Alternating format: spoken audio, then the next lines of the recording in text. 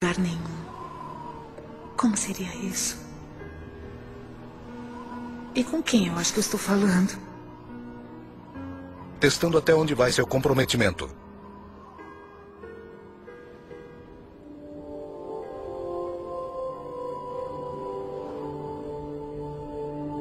Eu descobri que tinha câncer.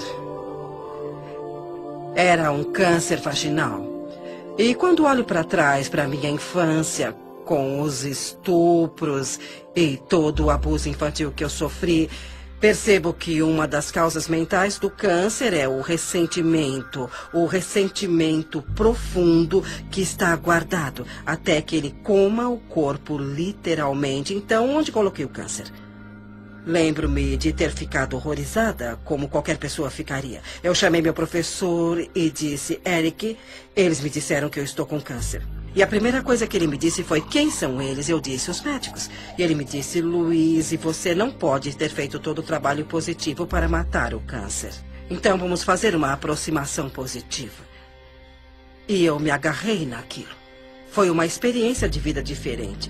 E eu fiz coisas que nunca tinha feito antes. Eu passei de alguém que come de tudo para uma pessoa naturalista.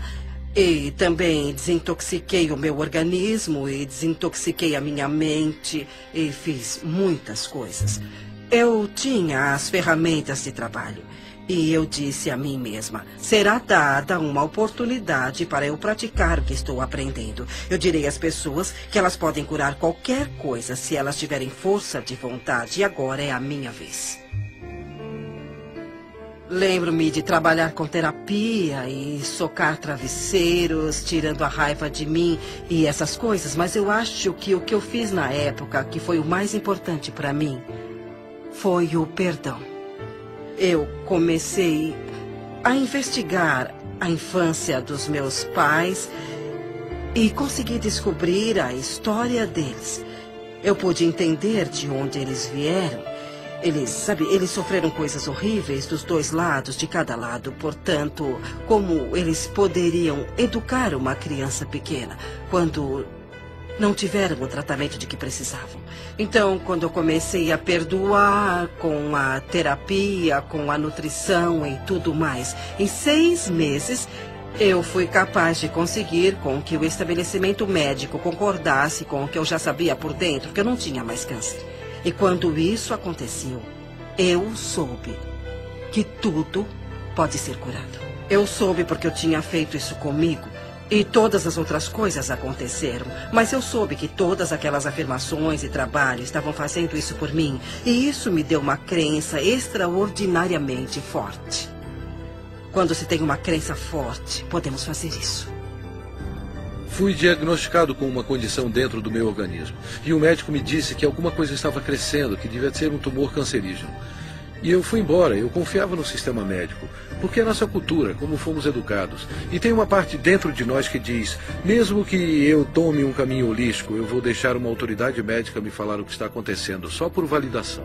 Portanto, era a única oportunidade de colocar em prática tudo o que eu já tinha aprendido. E era mais do que me concentrar em uma coisa que não estaria em meu corpo. Eu comecei a sentir que meu corpo era vital e saudável, mais do que me concentrar em fazer algumas mudanças.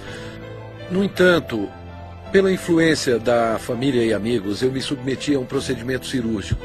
Entrei na sala de cirurgia, fui anestesiado. E a última coisa que me lembro é de ter acordado com o médico olhando para mim e disse, o que está fazendo aqui? Você não tem nada. Tudo o que eu tinha feito foram práticas e princípios que aprendi viajando ao redor do mundo e eu os apliquei na minha vida e trabalhei com eles. Naquele momento eu tinha fotografias que mostravam que eu não tinha nada. Eu fui anestesiado e eles exploraram meu corpo sem nenhuma razão. Por isso eu posso falar com convicção. Eu posso olhar para qualquer cientista, um membro cético do público e posso olhar nos olhos dele com convicção e dizer, é assim que sei como ser verdadeiro na minha vida, que há um poder dentro do meu corpo. Os antigos dizem que é a força mais poderosa do universo. O filósofo Neville, do início do século XX, disse que há uma força dentro de cada humano com a qual nenhuma força terrena tem a menor influência. Fiz um monte de pesquisa de câncer. Eu queria descobrir quem tinha derrotado o câncer e qual era o denominador comum. Então eu li um monte de coisas e descobri que o denominador comum era cada pessoa. Não importava qual tratamento escolheram. Eles ficaram bem porque mudaram o modo de pensar. Eu sabia que me abrindo fisicamente para o bisturi dos cirurgiões seria um adjunto para a minha cura e que eu precisava me abrir espiritualmente também. Seu corpo não é seu inimigo e é claro que todo mundo que experimenta a doença ou a dor nos ensina isso e pensamos... Por que meu corpo está fazendo isso comigo em vez de porque isso é meu e vou passar por essa experiência e vou mudar minha forma de pensar, sabe? Eu preciso amar meu corpo com isso. Eu agradeço por ter tido câncer, porque eu precisava despertar. Eu era o tipo de pessoa que sempre precisava, sabe, ter a prova bem na frente. Estou em remissão e sinto-me muito bem e nunca me senti melhor. Eu ainda ando diariamente e uso a afirmação que ela usava para o câncer. Eu me perdoo amorosamente, me liberto de todo o meu passado. Eu escolhi encher meu mundo de alegria. Eu me amo e me aceito. Foi uma mudança de vida. Foi uma dessas coisas onde... Não só agradeço pela minha doença, porque no fim estou muito mais saudável do que eu era antes. Existe uma coisa realmente interessante que acontece quando alguém entende. Ele incorpora um meio positivo de pensar. Eles conseguem um equilíbrio hormonal para uma coisa. E sabemos que quando alguém está pensando com o coração, como quando vem um filhote ou um bebê dormindo e fazem... seu nível de DHEA aumenta e começa a equilibrar os seus hormônios. Mas uma coisa ainda mais importante acontece. O batimento inconstante do coração se normaliza e você entra nisso. Em um padrão de onda, como se pode ver... no monitor cardiovascular. E esse padrão, na verdade, começa a equilibrar o corpo todo. Por isso, o coração é conhecido como o grande eletromagneto que, de fato, treina o resto do corpo. É o processo de pensamento. Os pensamentos são importantes. Os antigos fizeram a distinção entre pensamento, sentimento e emoções.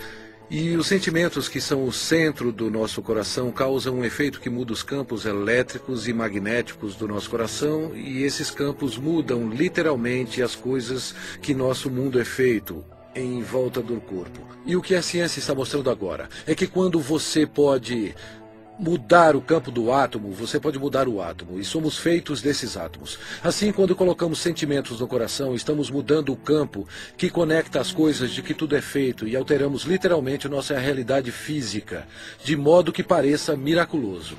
Assim, esses pensamentos ou estado de relaxamento profundo ou outra coisa é o que o ilumina, causando resultados como a queda de estresse em hormônios, a normalização do açúcar no sangue, a queda da pressão sanguínea e o relaxamento de todos os músculos lisos. Isso é, de fato, um equilíbrio do sistema nervoso parasimpático e simpático. O parasimpático é o freio e o simpático é o combustível. E a maioria das pessoas nessa cultura tem o combustível o tempo todo com freios ocasionais. E ficamos assim.